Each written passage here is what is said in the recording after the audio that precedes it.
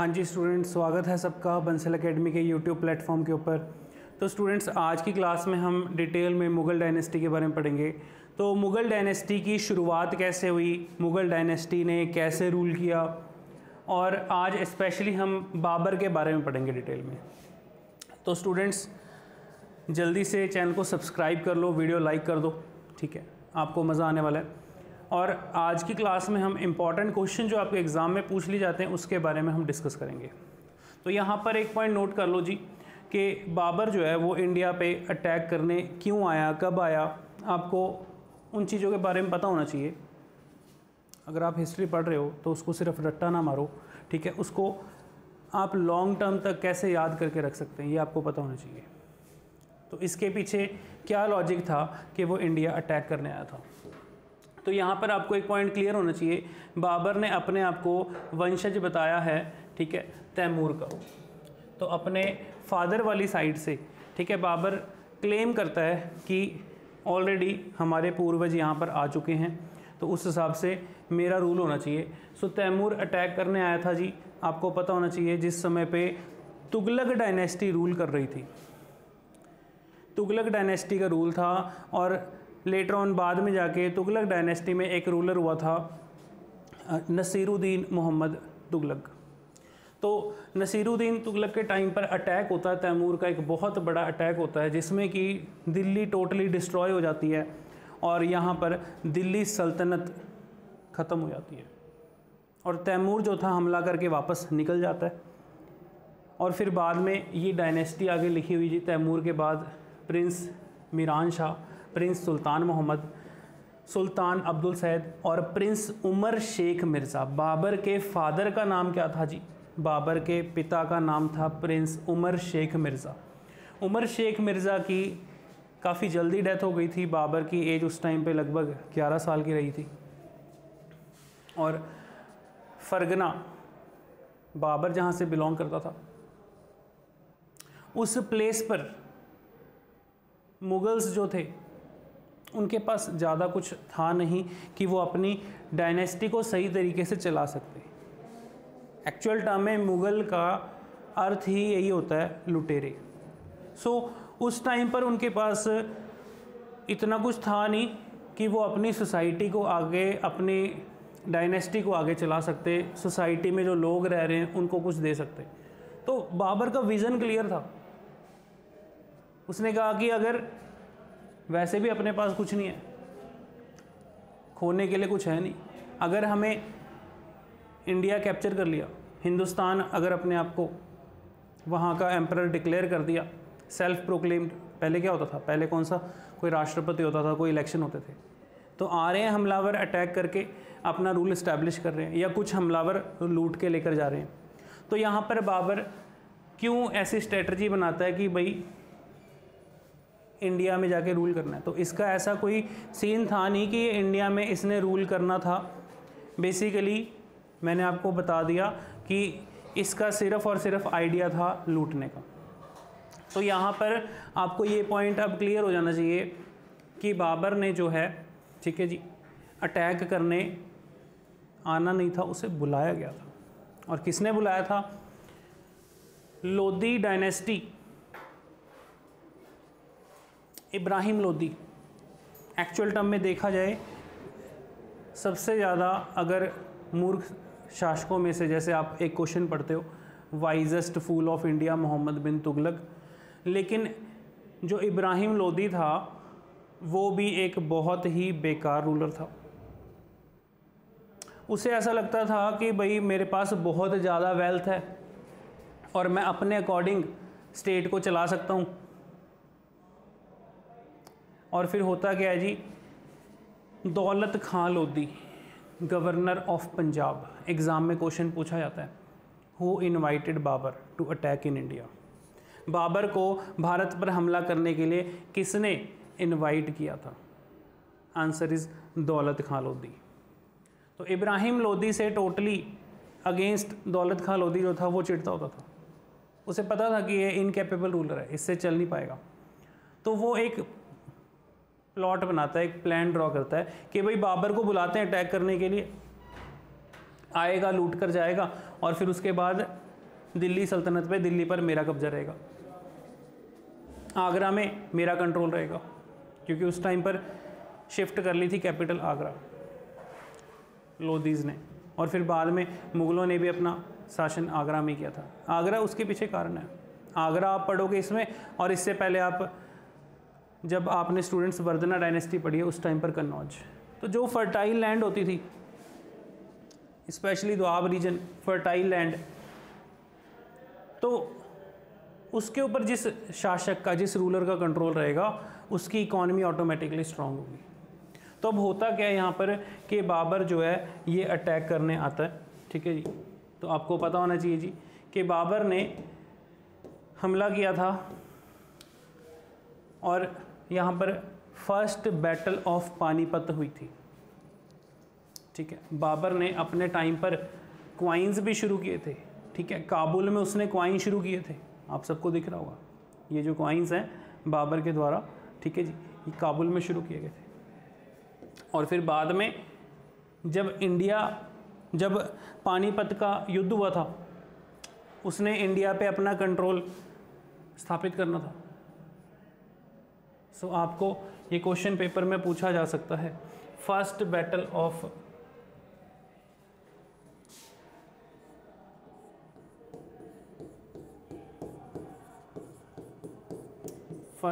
Of Panipat. सो पानीपत की पहली लड़ाई में 1526 कब हुई थी, ईयर भी पूछा जा सकता है, 1526। इब्राहिम लोदी के पास सबसे ज़्यादा आर्मी थी, सबसे ज़्यादा वेल्थ थी, और इब्राहिम लोदी को ये लगता था कि बाबर उसके सामने बहुत छोटा रूलर है। But Babur introduce first time gunpowder in India. Babur ने पहली बार भारत में जो यूरोपियन जो ट्रिक थी, यूरोपियन टेक्नोलॉजी थी, उसका यूज़ किया। बाबर ने कैनन्स का, तोपों का यूज़ किया और गन पाउडर का यूज़ किया, ठीक है।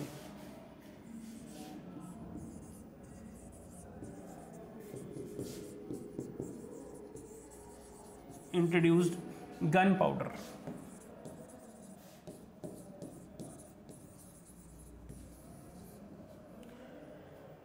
सो बाबर ने पहली बार गन पाउडर का यूज़ किया था, ठीक है, आपको पॉइंट पता होना चाहिए। और बाबर ने जब पहली बार गन पाउडर का यूज़ किया तो इस बैटल में बाबर जीत जाता है। इब्राहिम लोदी के पास लार्जेस्ट आर्मी थी, इब्राहिम लोदी के पास सबसे ज़्यादा घुड़सवार, सबसे ज़्यादा एलिफेंट्स, उसने सबसे आगे की रो में अपनी, जहाँ पर जंग लड़ रहा होता है पानीपत में, जहाँ पर अपनी आर्मी लगाई होती है, सबसे आगे हाथी लगाता है। और हाथियों को काफ़ी ज़्यादा शराब पिला दी गई थी कि भाई हाथी जो है नशे में सामने जो भी आएगा उसको कुचल देंगे।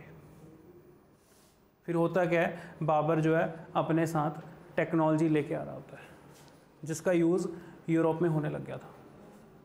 सो इट मीन्स कि क्वेश्चन पूछा जा सकता है कि first person who introduce gunpowder in India, ऐसे क्वेश्चन एग्ज़ाम में आते होते हैं। Answer is Babur. और इस बैटल को वो अपने कैनन्स की मदद से, गन पाउडर की मदद से जीत जाता है। जैसे ही हवाई फायर किए, सारे जानवर डर के पीछे को भागने लग गए, और देखते ही देखते इब्राहिम लोदी की जो सेना थी उसको ही कई सारे जानवरों ने, हाथियों ने अपने पैरों से कुचल दिया था। और फिर यहाँ पर लोदी डायनेस्टी ख़त्म, और यहाँ से मुग़ल डायनेस्टी की शुरुआत होती है। सो स्टूडेंट्स, आपसे एग्ज़ाम में क्वेश्चन पूछ लिया जाता है, ठीक है जी, कि बाबर ने कुल कितनी बैटल्स इंडिया में लड़ी थी। उसने कुल 4 battles, 4 wars, 4 important battles. Babur was a great battleship person. First battle of Panipat 1526, then second जो दूसरी अगली बैटल थी 1527 में, battle of Khandwa. So battle of Khandwa किसके अगेंस्ट हुई थी जी? राणा सांगा। ठीक है जी। जो राणा सांगा थे,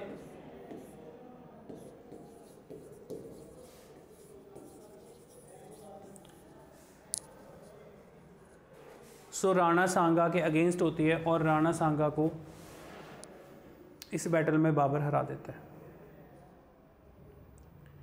देन उसके बाद नेक्स्ट जो अगली बैटल उसने लड़ी थी वो लड़ी थी बैटल ऑफ चंदेरी। मेदिनी राय एक रूलर हुआ, मेदिनी राय राजपूत रूलर, ठीक है। बैटल ऑफ चंदेरी में, ठीक है, बाबर ने मेदिनी राय को हरा दिया था। और नेक्स्ट उसके बाद अगली बैटल उसने लड़ी थी बैटल ऑफ घाघरा, और बैटल ऑफ घाघरा में बाबर ने मोहम्मद लोदी, बिहार का गवर्नर था, उसको हराया था और ये सारा रीजन अपने कंट्रोल में ले लिया था। ये सारा एरिया बाबर ने अपने कंट्रोल में लिया, नॉर्थ इंडिया से लेके वेस्ट इंडिया से लेके ईस्ट इंडिया तक सारा मुग़ल एम्पायर के कंट्रोल में आ जाता है। बिहार तक बाबर ने अपना परचम लहरा दिया था। अब होता क्या है कि ये बैटल्स लड़ने के बाद बाबर की फिर डेथ हो गई थी, ठीक है जी। सो मतलब कि उसके एडमिनिस्ट्रेशन, उसने वॉर्स लड़ी, बैटल्स लड़ी, लेकिन एडमिनिस्ट्रेशन सही तरीके से नहीं कर पाया और इन वॉर्स के बाद, इन बैटल्स के बाद बाबर की डेथ हो गई। तो आपसे क्वेश्चन पूछा जाएगा कि कितनी बैटल्स को लड़ी थी, इंपॉर्टेंट। और इन सब का जिक्र उसने अपनी बुक तुझके बाबरी, जो चगाटी टर्किश में लिखी हुई है, उसमें किया। So battle of Panipat, battle of Khandwa, battle of Chanderi and battle of Ghaghra, ये चार बैटल्स, चार इंपॉर्टेंट बैटल्स टर्निंग पॉइंट था मुग़ल डायनेस्टी के लिए, और यहाँ से मुग़ल डायनेस्टी की शुरुआत होती है। सो आप ग्रेट मुग़ल पढ़ोगे बाबर से लेके अकबर तक।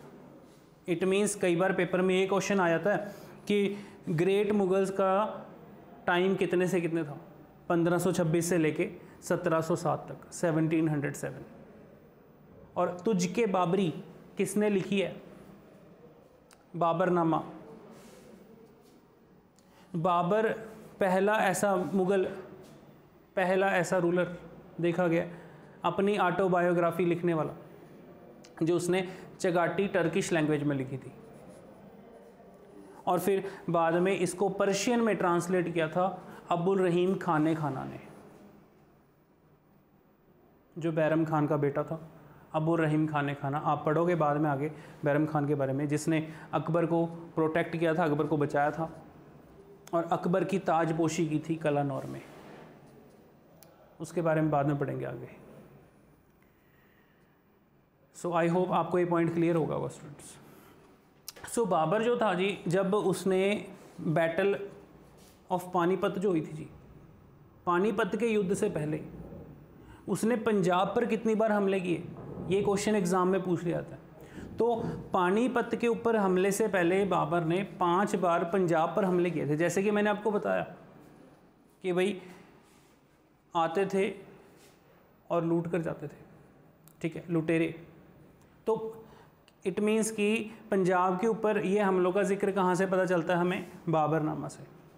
और एक क्वेश्चन पूछा जाता है कि उस टाइम पर सिख धर्म के पहले गुरु गुरु नानक देव जी, जब गुरु नानक देव जी अपनी उदासी पर निकले हुए थे, मतलब कि एक रिलीजियस ट्रैवल पर निकले हुए थे, तो उस टाइम पर गुरु नानक देव जी को सैयदपुर, एक जगह है सैयदपुर, वहाँ पर उनको बाबर की आर्मी के द्वारा अरेस्ट कर लिया गया था। और इन सब चीज़ों का जिक्र जो है उसने अपनी बुक बाबरनामा में किया है।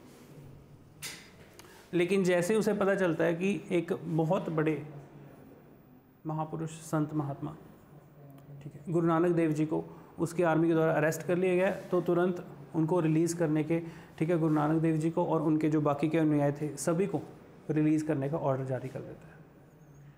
तो इस चीज़ के बारे में आपसे पूछा जा सकता है कि कहाँ पर अरेस्ट किया गया था, ठीक है, और ये पूछा जा सकता है कि इन सब चीज़ों का जिक्र हमें किस किताब में, किस बुक में मिलता है, उसकी जो ऑटोबायोग्राफी है, उसने जो खुद लिखी है अपनी जीवनी।